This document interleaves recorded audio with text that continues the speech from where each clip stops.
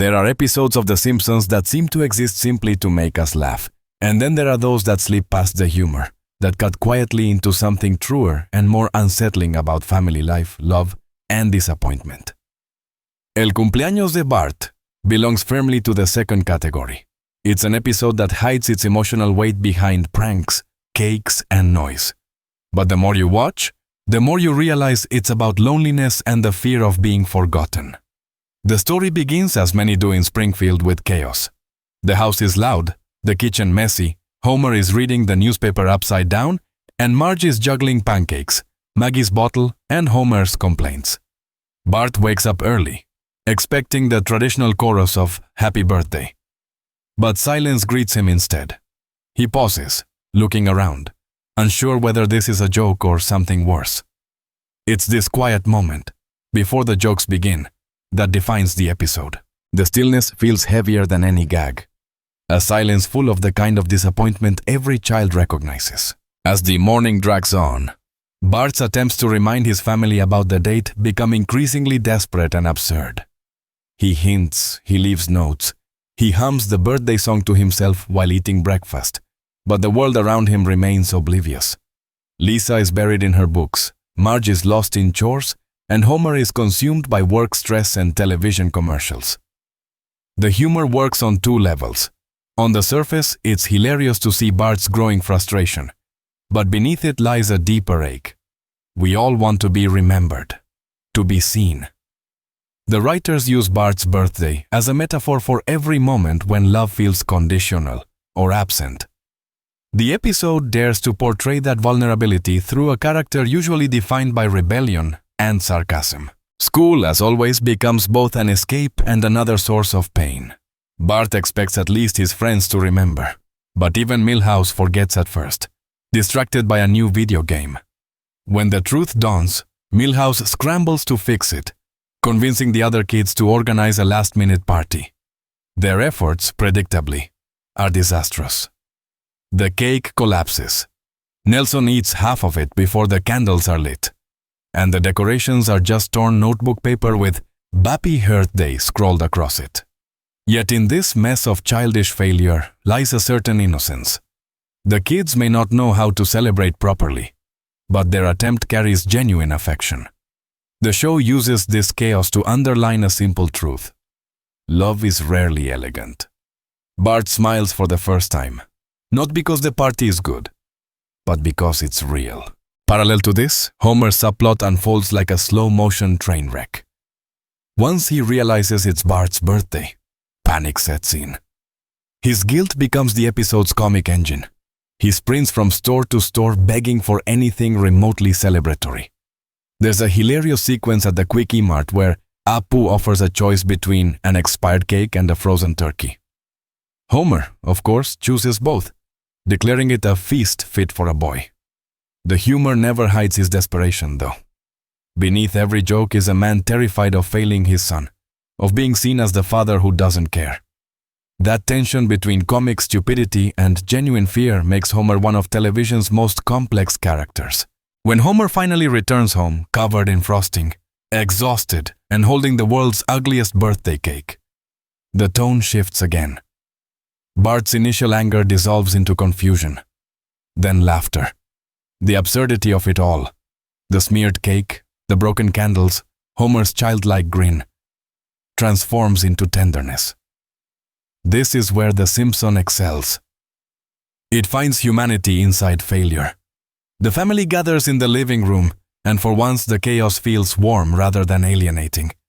Marge puts her arm around Bart, Lisa plays a hesitant tune on her saxophone, and Homer makes another clumsy toast about family being like cake, sweet, messy, and full of mistakes. The line is ridiculous, but it lands perfectly.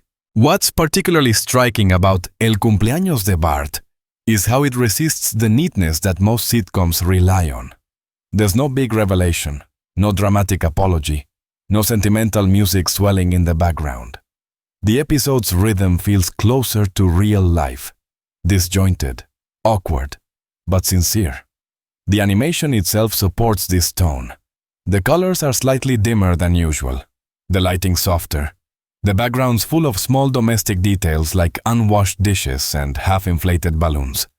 The visual world mirrors the emotional one, imperfect but alive. The turning point comes late at night when Bart sneaks out with a slice of cake. He sits on the roof, staring at the stars, the faint hum of the town beneath him. Lisa joins him quietly, offering her saxophone as a birthday gift. She admits she forgot the day but tells him she didn't forget him. It's a subtle distinction that captures the episode's entire message. Love isn't measured by memory or ritual, but by recognition. When Bart listens to Lisa play, we sense something shift inside him. For a brief moment, the noise of Springfield fades, replaced by a fragile calm. What makes this episode endure isn't just its emotional honesty, but its sharp understanding of childhood psychology. Bart's anger, sarcasm, and defiance all mask a deep need for validation. The writers understand that children often interpret neglect as lack of love. When Homer forgets his birthday, Bart doesn't think his father is busy. He thinks he doesn't matter. It's an insight the show delivers without preaching. The humor keeps the emotions from turning heavy, but the emotional truth remains unmistakable. Comparing this episode with others focused on family dynamics, it stands out for its restraint. In Lisa's first word, or Bart gets an F, the emotions are overt. In El cumpleaños de Bart, they're understated, whispered between jokes. It's a reminder that sometimes the smallest gestures, an awkward smile, a crooked cake, a shared laugh, carry the deepest meaning. The episode refuses to end on a note of perfection. The party is still a disaster, the gifts meaningless, and yet everything feels right because the characters finally see each other. The episode also plays with time in subtle ways. While Bart remains eternally 10 years old, his birthday here feels strangely mature, as if the writers allow him to grow emotionally, even within the frozen timeline. His realization that love is imperfect mirrors the audience's own maturing relationship with the show.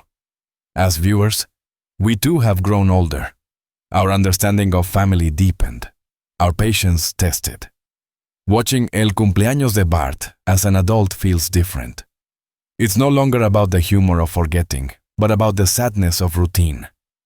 The quiet miracle of people trying again after failure. Homer's portrayal deserves special attention. His clumsiness, laziness, and ignorance are constants. Yet in this episode, they are framed with unusual empathy. The writers show that behind his incompetence lies a man overwhelmed by the demands of life. Someone who loves his son but lacks the tools to express it. When he finally sits beside Bart at the end, watching the last candle flicker out, his sigh feels heavier than usual. It's the sigh of every parent who wishes they'd done better but doesn't know how. And Bart, instead of judging him, offers forgiveness through laughter. That forgiveness becomes the episode's quiet resolution. From a thematic standpoint, El cumpleaños de Bart examines the distance between intention and action. Everyone in the family loves Bart, but their love fails to manifest at the right time or in the right way. The episode asks whether love still counts when expressed clumsily. The answer, it seems, is yes. The cake may be ruined, the party forgotten, but the emotion survives. This reflects one of The Simpsons' most consistent messages. Love isn't about perfection, it's about persistence. The final sequence drives this home beautifully. The family gathers again, this time not for a party, but to clean up the mess. Balloons deflate, crumbs scatter, and the laughter continues. The camera lingers on small details. The flicker of the television, Maggie asleep on Homer's lap, Marge humming softly as she washes dishes. The mood is one of exhausted peace. There's no triumph, no moral lesson, just life resuming. It's the kind of ending that reminds viewers that happiness isn't a single moment of celebration, but a collection of imperfect ones stitched together over time. Rewatching this episode evokes a certain nostalgia, not only for the early years of The Simpsons, but for childhood itself. Everyone has experienced a birthday that didn't go as planned, a day where love was present but poorly timed. The episode captures that bittersweet feeling perfectly.